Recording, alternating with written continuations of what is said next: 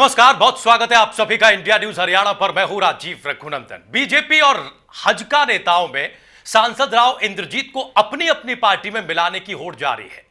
कुरुक्षेत्र में हजका सुप्रीमो कुलदीप बिश्नोई ने कहा कि अगर राव इंद्रजीत पार्टी में आते हैं तो उनका स्वागत किया जाएगा।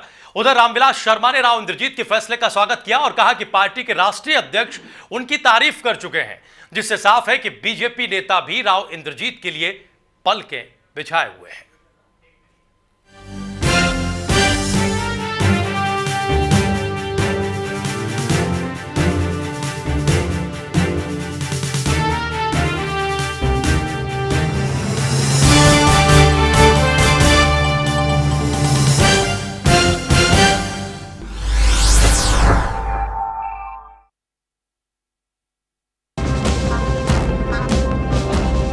हजका बीजेपी गठबंधन की कुरुक्षेत्र में एक खास मीटिंग हुई, लेकिन दिलचस्प खबर यही है कि कोई खास नतीजा नहीं निकला। पुराना फॉर्मूला दोहरा दिया गया, यानी विधानसभा में दोनों पार्टियां 45-45 सीटों पर चुनाव लड़ेंगी। उधर लोकसभा में बीजेपी 8 सीटों पर ताल ठोकेगी और हजका के खाते में 2 सीटें आएंगी। यानी इस मीटिंग में कुछ भी नया नहीं हुआ। कमेटी ने हम दोनों अध्यक्षों को अधिकृत किया है कि एक सब कमेटी बनाने के लिए जो एक्सरसाइज करेगी, 3 मेंबर दोनों दलों से, और हमको कमेटी ने ऑथराइज किया है। हजका ने कुलदीप जी बिश्नोई को, बीजेपी के मुझे अधिकृत किया है, और 3 लोगों की एक सब कमेटी बनाएंगे। ये लोकसभा अनुसार, विधान अनुसार एक्सरसाइज करेगी, ताकि आने वाले दिनों में 45 सीटों पर हजका के, 45 सीटों पर बीजेपी के, 2 लोकसभा कुलदीप जी की, 8 लोकसभा पर भाजपा के कार्यकर्ताओं का चयन कर सकें। बीजेपी हजका समन्वय समिति की बैठक बंद कमरे में हुई थी। इस बैठक में दोनों पार्टियों के सभी वरिष्ठ नेता मौजूद थे।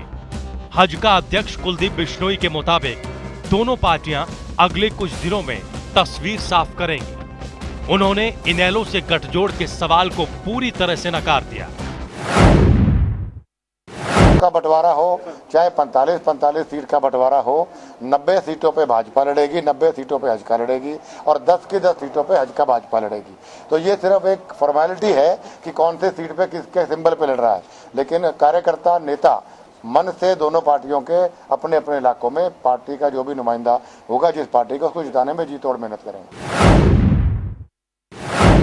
कुल मिलाकर कुरुक्षेत्र की मीटिंग से गठबंधन को कुछ हासिल नहीं हुआ।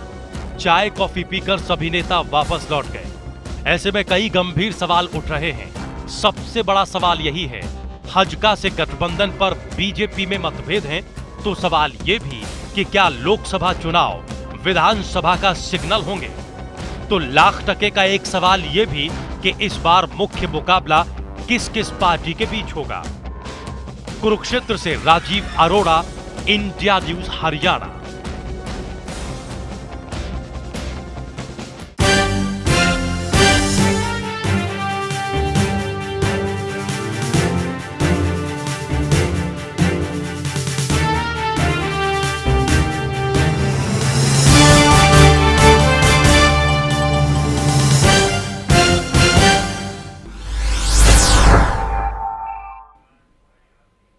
तो जिस बैठक पर काफी समय से निगाहें टिकी हुई थी, उस बैठक से कोई नतीजा नहीं निकला।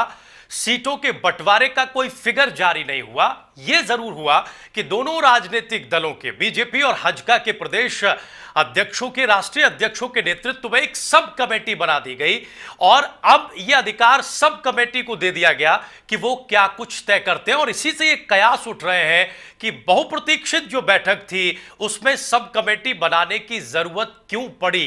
क्या बीजेपी हजका गठबंधन के बीच सब कुछ ठीक ठाक नहीं चल रहा है?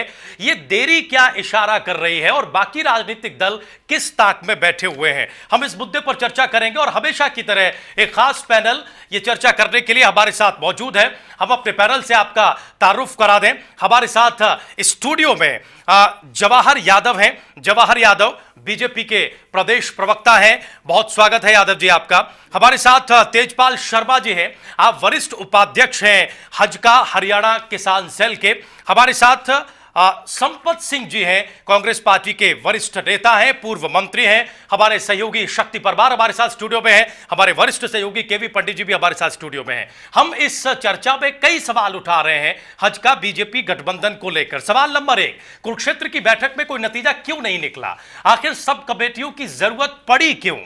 टिकटों का ऐलान क्यों नहीं हुआ? कहां पेच फंसा हुआ है? क्या गठबंधन के सवाल पर बीजेपी में मतभेद है? क्योंकि ये खबरें पहले भी लगातार आती रही हैं। क्या लोकसभा चुनाव हमारे प्रदेश में विधानसभा चुनाव का सिग्नल होंगे? इस बार हरियाणा में सबसे बड़ी पार्टी कौन होगी? मुख्य मुकाबला किस किस के बीच होगा? क्या बीजेपी की कभी हमारे प्रदेश में सरकार बन पाएगी या बीजेपी केवल वैसाखी के तौर पर इस्तेमाल की जाती रहेगी? सबसे पहला सवाल जवाहर यादव आपसे, क्यों आखिर इस बैठक में कोई नतीजा नहीं निकला? पिछले 1.5-2 महीनों से यह बैठक अनाउंस थी। नरेंद्र मोदी की रेवाड़ी की रैली के बाद भी आपकी पार्टी के नेताओं ने बड़े बड़े बयान दिए। कई बार मीडिया ने आपके नेताओं से ये पूछा कि इनेलो को लेकर क्या रणनीति आप बना रहे हैं, गठबंधन को लेकर। सारी बातों को सिरे से खारिज किया गया और कहा कि तस्वीर पूरी तरह से 30 तारीख को साबित हो जाएगी, सामने आ जाएगी, आप लोगों को चिंता करने की जरूरत नहीं है। लेकिन अब चिंताएं बढ़ रही हैं क्योंकि टिकटों का ऐलान होना था, सीटों का ऐलान होना था और आपने सब कमेटी बना दी। क्यों जरूरत पड़ी सब कमेटी के गठन की? आपने कहा कि इस बैठक का कोई निर्णय नहीं हुआ, इस बैठक का कोई हल नहीं निकला। हम जिस तरफ बढ़ना चाहते थे उसमें एक कदम आगे बढ़े। भारतीय जनता पार्टी और हज का जो तालमेल करना था, जो सीटों का बंटवारा होना था, कौन पार्टी कहां से चुनाव लड़ेगी, 2 सीटें हज का लड़ेगी, 8 सीटें भारतीय जनता पार्टी लड़ेगी। ये बात तो बहुत पहले घोषणा हो चुकी है। उसके बाद इन सीटों का बंटवारा हो, इसके लिए 2 कमेटियां बना दी गई। एक कमेटी बना दी गई 3 भारतीय जनता पार्टी से, 2 हजका से। ये कार्यकर्ता रहेंगे और ये स्टडी करेंगे कि कहां पर हजका का लड़ना उपयुक्त है, कहां पर भारतीय जनता पार्टी का लड़ना उपयुक्त है। आपको लगता है कि अंगणित हमारे प्रदेश में इतना उलझा हुआ है कि इतनी स्टडी की जरूरत पड़े कि कहां कौन फिट होगा, कहां कौन लड़ेगा? अभी तो केवल सीटों का ऐलान होना था कि इतनी सीटें हम लड़ेंगे, इतनी सीटें आप लड़ेंगे। ये तो तय हो चुका। बगैर होमवर्क के इस मीटिंग का ऐलान कर दिया गया था और मीडिया को बताया जा रहा था कि 30 तारीख को हम सीटों के बारे में बता देंगे? नहीं, बता दिया गया ना कि 8 और 2 पर हजका, 8 पर भाजपा, परंतु 2 पर हजका कहां से लड़ेगी और 8 पर भारतीय जनता पार्टी कहां से लड़ेगी, ये केवल एक हरियाणा का विषय नहीं है। यहां नरेंद्र मोदी जी को भारत का प्रधानमंत्री बनना है। हम किसी भी चीज में कोई रिस्क नहीं लेना चाहती दोनों पार्टियां। दोनों पार्टी चाहती हैं अभी चुनाव में समय है, अध्ययन करके वास्तव में कार्यकर्ताओं की जनभावनाओं को ध्यान में रखते हुए, हरियाणा की जनता क्या चाहती है उस भावनाओं को ध्यान में रखते हुए ठीक है, इस पे अध्ययन होना चाहिए। सब कमेटियां कब तक अपनी रिपोर्ट देंगी, इसकी कोई समय सीमा भी इस बैठक में तय हुई या नहीं तय हुई? नहीं, अगर हुई होगी, मुझे अभी इसकी तात्कालिक जानकारी नहीं है, तो इसलिए मैं अपनी तरफ से कुछ नहीं। हम शक्ति के पास आए इससे पहले हम तेजपाल शर्मा जी के पास भी जरूर चलना चाहेंगे। आप हजका हरियाणा किसान सेल के वरिष्ठ उपाध्यक्ष हैं। शर्मा जी, क्या इतनी सीधी बात है जितना यादव जी बता रहे हैं कि सब कमेटी बना दी गई, हम एक कदम आगे बढ़े हैं, अब जो सब कमेटी है उसमें लोग अध्ययन करेंगे कि कौन सी सीटें आपके लिए मुफीद होंगी, कौन सी सीटें बीजेपी के लिए मुफीद होंगी और तब सीटों का ऐलान किया जाएगा? जी बिल्कुल, मैं यादव जी से सहमत हूं। और क्योंकि आज का जो मुख्य मुद्दा था समन्वय समिति की बैठक का, वो टिकटों का बंटवारा को लेकर नहीं था।